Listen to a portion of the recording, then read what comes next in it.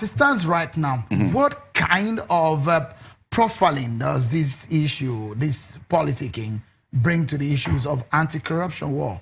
Well, the reason most people voted President Buhari in was this issue of promise that we will fight corruption, because we got to a level in this nation where corruption was almost becoming like a national policy.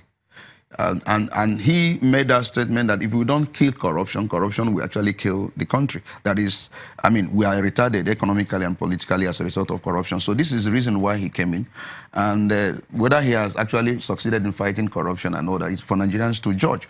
And so in fighting this corruption, all manner of things must come in, including ensuring that those that actually wrecked the economy, either now or then, must be tried in court. And that is what people are saying, that if you have those names and you have those people who have committed crime against Nigeria by going into the treasury and taking so much out of the system, prosecute them and get conviction. And because of the fact that we are not getting much of the conviction, a lot of people also are discouraged and say, what is going on? You made promise, you told us that these people took so much money and monies have been recovered. Why are they not being convicted? Why are they not in prison? Right. And so these are issues. Mr. Obani, as it stands right now, that's right.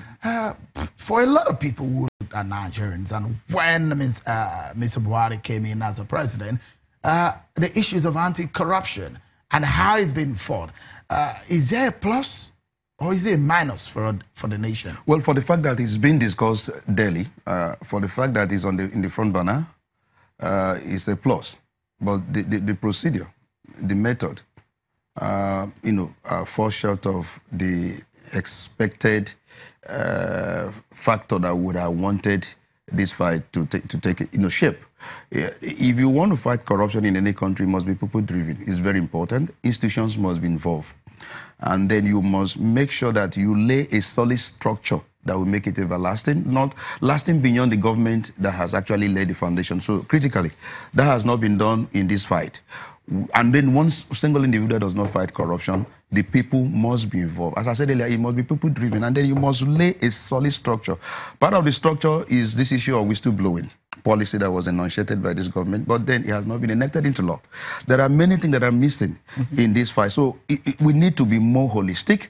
We need to lay a structure that will, go beyond this particular government. For now, we have not seen those structures in place. But for the fact that it's been discussed every day, for the fact that the government keep on making promises that we're fighting corruption and all that, for putting it in the front burner, for me, that is a plus. Okay. But we need to go beyond that. Let's go to Kogi State now. So if you have been following Kogi politics, you won't need much background into the fights between the political heavyweights in the state. But I mean, all of the fights are all the battles of crime, arrest, jailbreak, rearrest, and reinstatement. So the sacked Kogi State Police Commissioner, Mr. Ali Janga, was restored to his former position after, what they say, is met the 7-day ultimatum to rearrest 6 suspects who escaped from custody and the Senator Dino Melaye's case. Janga, according to the Inspector General of Police, Mr. Ibrahim Driz, was able to meet the deadline after he was removed as commissioner and replaced with Mr. Sunday Ogu. There are questions, though, and suspicion also. It is hard not to smell a rat in these circumstances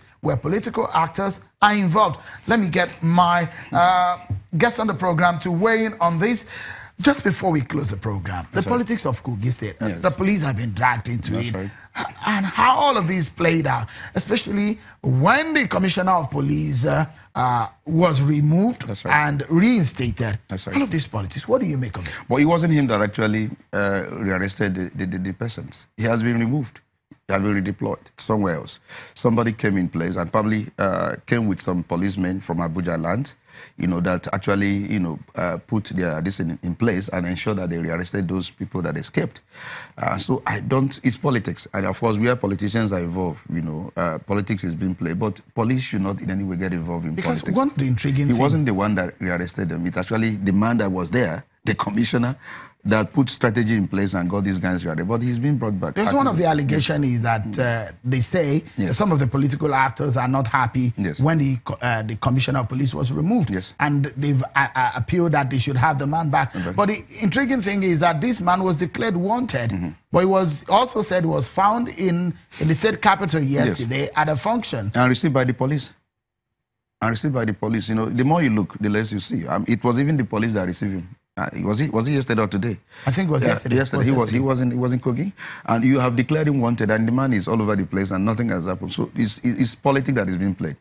But the most important thing is that I keep on saying that anyone that is accused of any crime in this country, we must try as much as possible not engage in media trial. We should be able to rein in the person, do proper investigation and prosecute. But the moment you keep on, trying people on by the media, you're not making any progress by that method. In 20 seconds, Mr. Obani, he's asked the Supreme Court to stop his record. That's right.